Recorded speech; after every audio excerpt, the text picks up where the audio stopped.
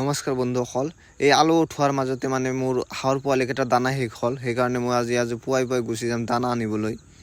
তো মই প্ৰথমে বাইকটো লৈ ওলাই গৈছোঁ দানা আনিবলৈ আৰু বজাৰত আহি পালোহি। মানে মোৰ যিকেইটা ডাঙৰ হাঁহ আছিল সেইকেইটাৰ কাৰণে আজি লেয়াৰ ফিট লৈ যাম আৰু সৰুকেইটাৰ কাৰণে এটা গ্ৰোৱাৰ বস্তা লৈ যাম। মানে গ্ৰোৱাৰ ফিটৰ যিটো এক পেকেট আছে সেইটো লৈ যাম আৰু গ্ৰোৱাৰ ফিট নাপালে মানে ফিনিচাৰ লৈ যাম। তাতো প্ৰটিন ভালে পৰিমাণে প্ৰটিন থাকে আৰু গ্ৰোৱাৰতকৈ ফিনিচাৰৰ দাম বেছি।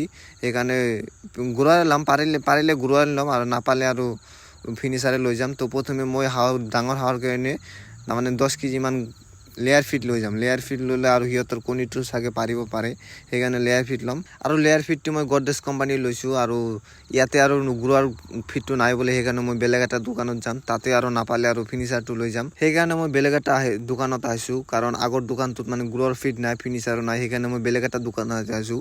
এইটো আৰু মই যিটো লৈ আছোঁ তাৰমানে এইটো ফিনিচাৰে হয়, গ্ৰোৱাৰ ইয়াতেও নাই, সেইকাৰণে ফিনিচাৰ লৈ আছোঁ। আৰু এইটো তানিছ কোম্পানী হয়। কোম্পানীটো মানে অলপ ভাল আছে, কিন্তু গডৰেজৰ নিচিনা ইমান ভাল নহয়। তো আকৌ যেতিয়া আহিম এতিয়া মই গডৰেজ লৈ যাম। গডৰেজ কোম্পানী ফিজ যিটো আছে সেইটোৱে লৈ যাম। এতিয়া আৰু 1 মাহ মানে 10 দিনমান যাব এইটোত, সেইকাৰণে আৰু এইটো লৈ যাওঁ। এইটো শেষ হ'লে তাৰপিছত গডৰেজ কোম্পানী লৈ ল'ম। আৰু এনেকৈ মই ঘৰলৈ মানে উভতিবলৈ আৰু আৰম্ভ কৰিলোঁ। আৰু ৰাস্তাটো ইমান পৰিমাণে বেয়া হৈছে যে ক'ব নোৱাৰে। তাৰমানে এই বৰষুণৰ মাজতে ৰাস্তাৰ কাম চলি আছে, মানে ইলেকশ্যন আহিছে যিহেতু, সেইকাৰণে ৰাস্তাৰ কাম চলি আছে বৰষুণৰ মাজতে। আৰু ক'ব নোৱাৰি কিবা হয়।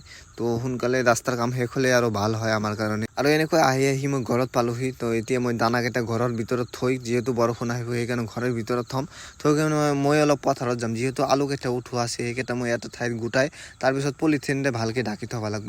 সেইকাৰণে মই পথাৰলৈ বুলিম বুলি আৰম্ভ কৰিলোঁ, তাৰমানে যাবলৈ আৰম্ভ কৰিলোঁ। এতিয়া মই যিখিনি আলু তাৰমানে উঠোৱা আছিল সেইখিনি মই এটা ঠাইত গোটাই ল'ম। গোটাই লৈ কিনে ভালকৈ তাৰমানে যিটো পলিথিন আছে তাতে ঢাকি কিনে থৈ আৰু ঘৰত গুচি যাম।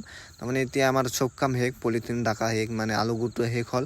এতিয়া মই ঘৰত গুচি যাম। বহুত ধন্যবাদ।